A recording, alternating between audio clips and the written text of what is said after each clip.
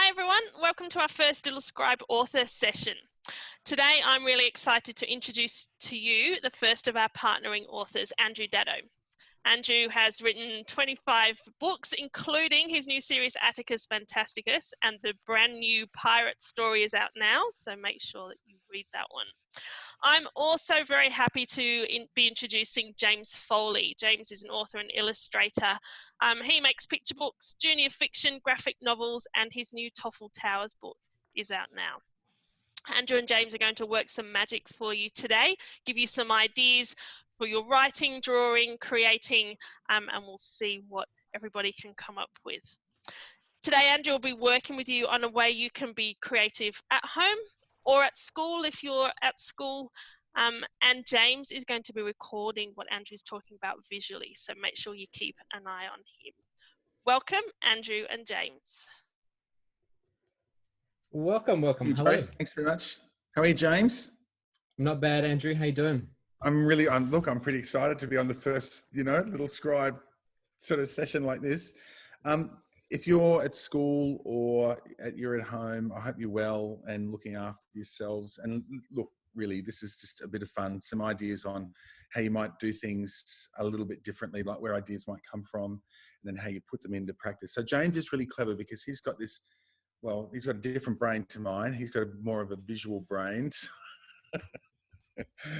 So he hears part of a story and then goes, oh yeah, I'll do this for a picture. Whereas I try and think of an idea and then put it into words and then make that a story so James can do something with it. So, like if we started with something really simple, like something that you do every single day, which is go to the toilet. Bed.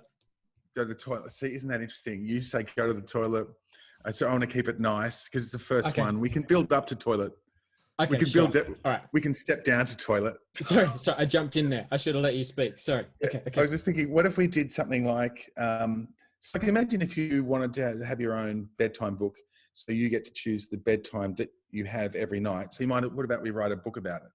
So I figure you've got to have a start to the story. So everything that happens from back here is gone. So you've had your dinner and then you've had your pudding and then your mum and dad have gone, go to bed. Hey, Byron, go to bed. Well, what happens between that moment, go to bed, and wake up?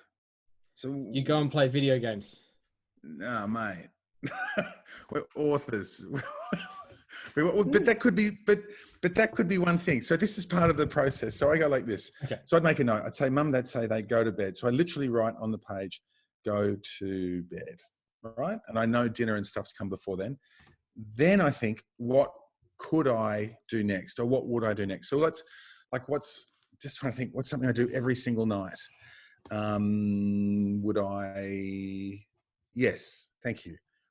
Pajamas. I would put my pajamas on. So on the side of the page, I might write PJs. And then I think, what else do? I have hang on, James, is that oh, that's that kid, isn't it? Saying go to bed. That's Byron. This is your mum. Oh my God. It's so close to my mum. Yeah. I just figured it would look a bit like you, but with longer curly hair and maybe some big droopy earrings. Go to bed, Byron. But your name's not Byron, but you know what I mean.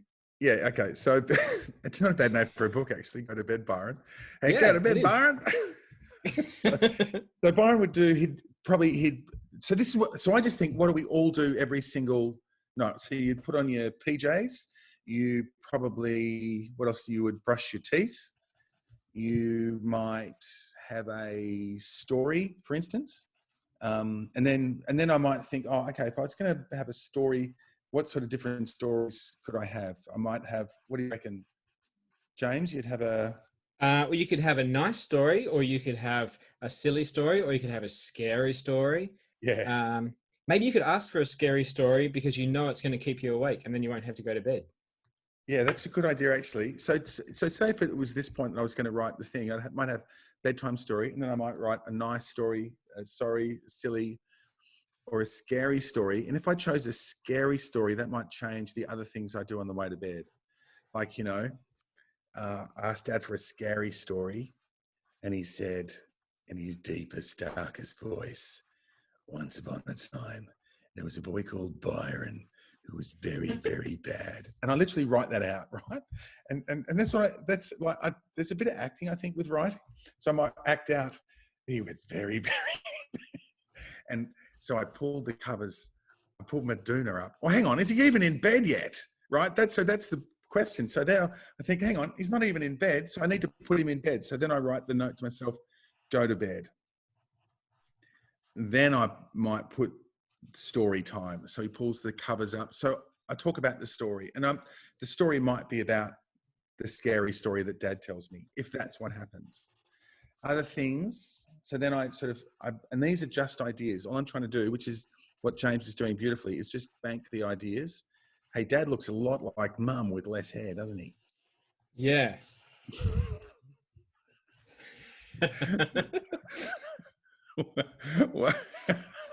They went It to the looks same a bit glasses. evil. They went to the same glasses shop. I love it. They did. So 2 for 1 offer. So put your PJs on, brush your teeth, bedtime story. I might have, well, you said earlier, go to the toilet. So because you probably do want to go to the toilet.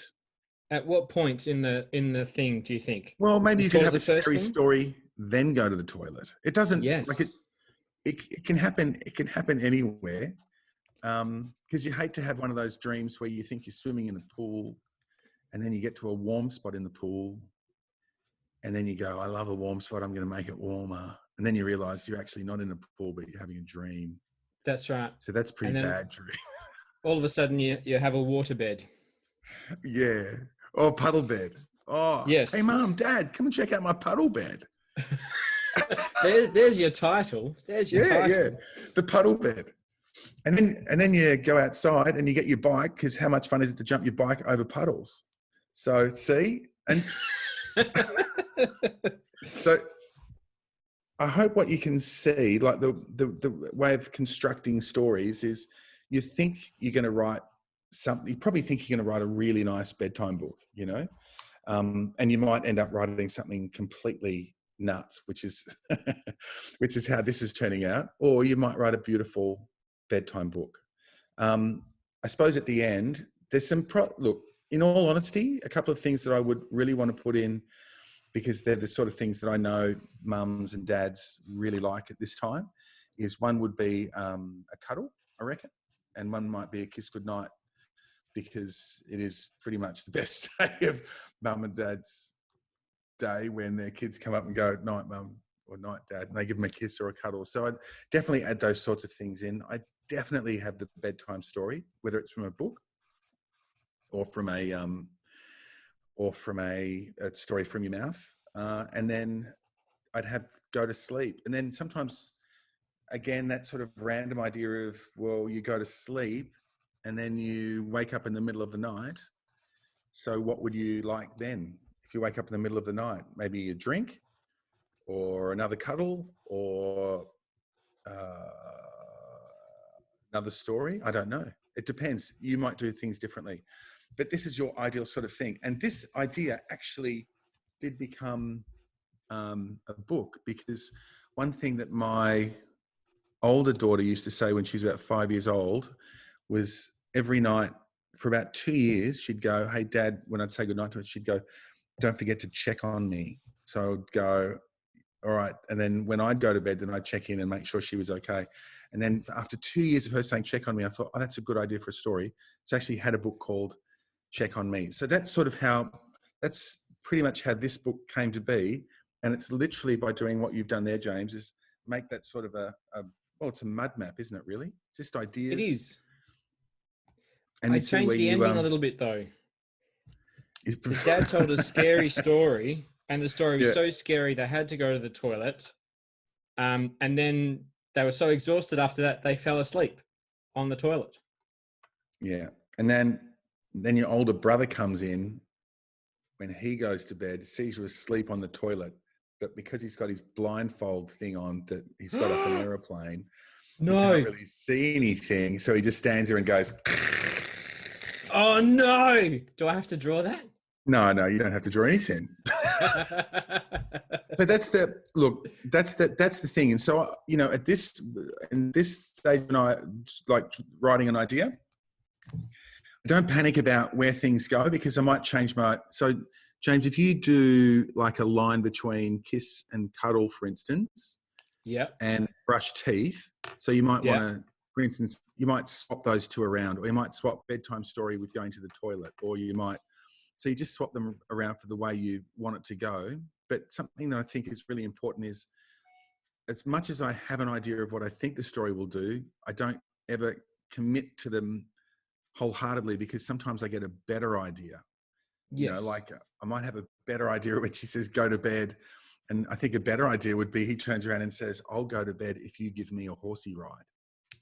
Yeah. And mum goes, ask your father. Or mum says, Byron, you're 17 years old. You're too big for a horsey ride. Yes. Is that pretty much how you do it, James? Are you the same sort of way when you write? I find that, doing something like this can be very useful, because sometimes the ideas come so fast that you just want to get everything down on a page at once, so you can have a look at it all. And then it's not stuck in your head. You can actually just see it all at once. And then you can start to say, I really like this bedtime story idea, and I'll really keep that in there, but maybe I can't think of much funny stuff to do with the PJs, so I'll focus on this and I'll keep that in. Or maybe I don't want to have the toilet stuff because I don't want it to be rude, so I'll cut that out. And you can start to edit your ideas this way, once you see everything in there. Yeah. And then sometimes, like, if it were yours, so this page has actually got quite a bit of writing on it. And then there's other pages where you really just concentrate on your drawings and not the writing. So that's literally one whole page. This is very lazy writing. It's not lazy. It just says, a cuddle, please. But it's got that beautiful drawing. So sometimes you have lots of, like a big picture to put the idea in your mum and dad's head. And sometimes you just have with a little bit of words, and sometimes lots of words and then not too many pictures, like a small picture. So the idea is that the picture helps the story, and the story helps, and then the pictures often, and the other way around as well. Whatever I said, both ways. Pictures help stories and stories help pictures. Do you reckon we've got time to maybe do the first page of this story, Andrew? An opening sentence and a quick drawing from me, and then kids could continue on with it? Yeah, I think it's a terrific idea. Well, I mean, it's almost all there, but well, why don't we start off with this? So as an opening line, my best bedtime goes exactly like this. My best bedtime goes exactly like this. And then for the drawing, maybe the kid is here in their PJs about to go to bed. Yeah. So this is almost,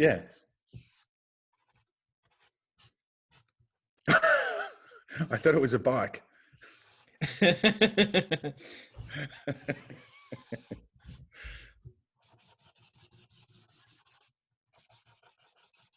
Yeah, I love it. And so you could draw a drawing, but do a drawing of yourself and go, and because the thing I really like about this idea is that, your mum and dad probably don't know how you do like to go to bed. They probably don't know that you want to play one more game, or have 3 more books, or ride their bike to bed, or have the dog give you a cuddle, or any of those things. So I actually really like, that idea. In this story, I actually did say, my best bedtime goes like this. You take me to bed, you know the way, and the kid is literally riding the dad like a horse, ga-ding, ga-ding, ga-ding, ga-ding. So, it's literally whatever you want. But what this does do is it says to your mum and dad, oh, hang on a second, we're going to find out exactly how a kid likes to go to bed. Yes. My best bedtime goes exactly like this. I don't. Yeah, great. And see, James, what's fantastic about that is now all of a sudden, I think this is actually a better idea. My best bedtime goes exactly like this. I don't. And the book is about all the things you do during the nighttime when you're supposed to be in bed. So maybe that's the Yes. story one can write today. What about that? All the ways that you try to delay bedtime and annoy your parents. This isn't a how-to guide, though. We're not encouraging you to do that because parents are under a lot of stress at the moment. Yeah. And then I had this, like, just, have we got time? Have we got any, how are we going, Joe? Oh, we've got a couple more minutes and then we're going to wrap it up. Okay, good. So then, James, I was just thinking about this morning. I was in the shower. This is when I thought of the idea. So lots of ideas come in the shower. I don't know why that is, but it just seems to be, maybe the water on your head or something, or it was this. At the moment, everyone's washing their hands a lot, right? Which is what we have to, it's just what we have to do. It's what we're asked to do it. It's good for everyone. It's good for the community. So everyone just keep washing your hands and keeping your distance. But I thought, what about there's this kid and he goes and he washes his hands and he's washing them. And then mum goes, Byron, wash your hands again. So he washes his hands again and he washes them and he really concentrates on his fingers. And his fingers just disappear. And suddenly he's got no fingers and he goes, hang on a second. So he washes some more. And then his hand just, oh no, that's his arms disappearing and his hand's still there. But what if he washes his hand off? Then he washes his other hand off. And suddenly he's got, well, has he washes his hand off, washed them off?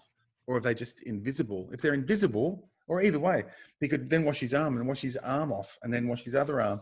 So now he's got no arms. He could wash his face off. Imagine washing your face off. I'm the faceless man. So, oh no. Hang on a second. So I'm just drawing you in the shower first. You're covered in bubbles.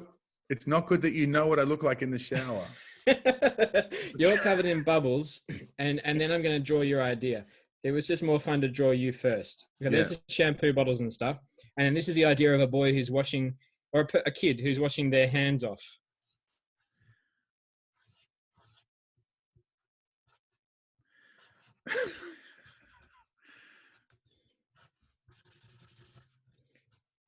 Here's a wrist, and here's another wrist, but then there's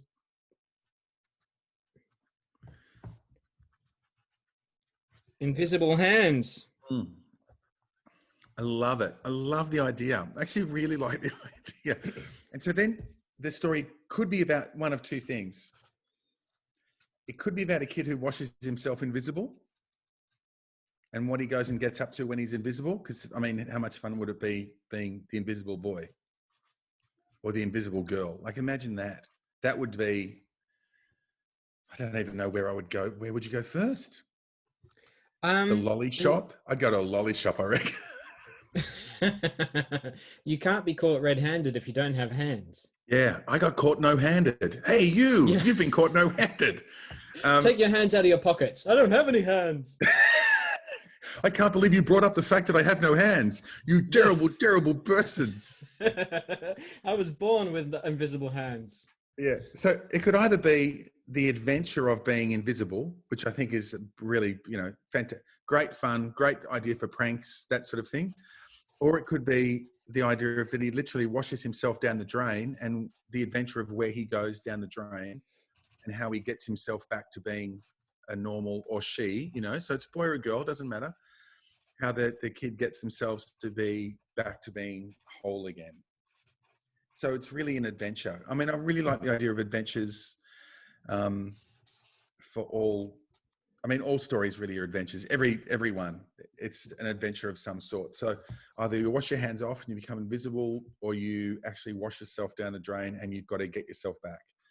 So that was my shower thought this morning. If you like the idea, feel free to take it and make it your own. And I'd actually love to see your versions of it. I think that would be really cool. That would be great. But don't wash your hands off. Just wash your hands. Yeah. I don't think you can. I don't think you Good. can wash your hands off. Good. I mean, because I've been washing quite a lot and I've still got all my fingerprints and everything. Oh, look at yours. I washed mine and then hair started growing on them. Ooh. That wasn't there. That wasn't there yesterday. Yeah, all right. Okay. Maybe change your soap, mate.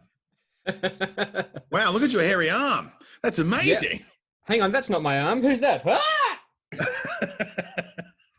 Somebody help James. Okay, I'm going to step in there to help James. So you've got two amazing stories that you can now continue, and we would love to see how you decide to continue them. Now, Andrew, we've got a bit of a challenge before we finish off for the kids, and that's to tell us who would their ideal audience would be. So we want the kids out there to set us a challenge to find them an audience. Andrew, who would your ideal audience be? Who would you love to read your writing? It's a really, well, gee, okay, honestly, like in all honesty, so I've got this Atticus Fantasticus story, and I think I would like, because it's about a boy who's a pirate, and he's got a crew, boys and girls. I would like Chris Hemsworth, for instance, right? Because Chris Hemsworth's got kids for this age. I'd like Chris Hemsworth to read it and then say to his kids, "Hey kids, I think I'm the right person to play Atticus Fantasticus. Kids, I think we're going to make Atticus Fantasticus a movie, and I'm going to be Atticus." And I would have to say to Chris, stand down, Chris. Your son can play Atticus. You can play the grumpy old man at the docks. And he'd go, okay. So I like the idea of that. What about you, James? Yeah, James, who would your ideal audience be? For the books that we're just making now, or just in general? In general. My ideal audience is just kids who like funny stories. I've got different books for different ages. So some are for like kindy kids, and some are for middle primary. I've got some junior graphic novels for middle primary, and I illustrated a picture book called My Dead Bunny about a zombie rabbit, which is not for kindy kids unless they like really creepy, funny stories. That's for older kids. So my ideal audience is sort of a range. Chris Hemsworth and his kids would be a great one too. That'd be awesome. You take them as well? Chris Hemsworth would be like, "I'm going to play the dead bunny, kids. I'm going to play the dead bunny." Yeah. Hey, Chris, you're a dead bunny. Stop moving. Tomorrow, everyone, at this time, Oliver Pomervan will be here. Now, if you know Oliver, you know you're in for a huge treat.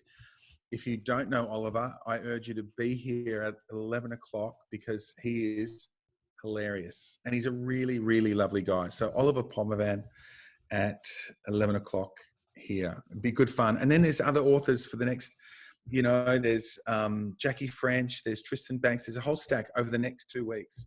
So we're sort of hoping that what we can do over this time is give you some ideas of stories to write, of ways to think about doing stories, ways to do your drawings, where to put them, how to put them in, and just have a really, have it go, like do something different during the holidays and during this time when we're spending a lot of time at home. So I hope you've enjoyed it, and it's been really, really fun talking to you all. It's cool. Thank you, Andrew, and thank you, James. So you've got some challenges here, everyone. You've got 2 stories to continue. We'd love to hear who your ideal audience is. It might be mum and dad, it might be grandma and granddad. You might go bonkers and think about people like Chris Hemsworth. Who is your ideal audience? Who would you love to read your writing? And we would love to see your ideas. So grab your pens and paper now. Fill the page with who you'd like to read your writing, take a photo and attach it, and we can have a look. And then your last challenge, we can see here what James thinks Oliver looks like, and we'll check it out tomorrow to see how close that resemblance is. We'd love to see your pictures of yourself. Maybe draw yourself as an emoji or as a character. Maybe you're going to play one of the characters in your books. Remember, you can use the little Scribe app to upload your work and send them to us. We'd love to see what you're doing. But as Andrew said, have fun. Draw, write, be creative, and yeah, enjoy yourselves. Well, thank you, Andrew. Thank you, James. Thanks, Joe. Thanks, James. See you tomorrow. Thanks, Joe. Thanks, Andrew.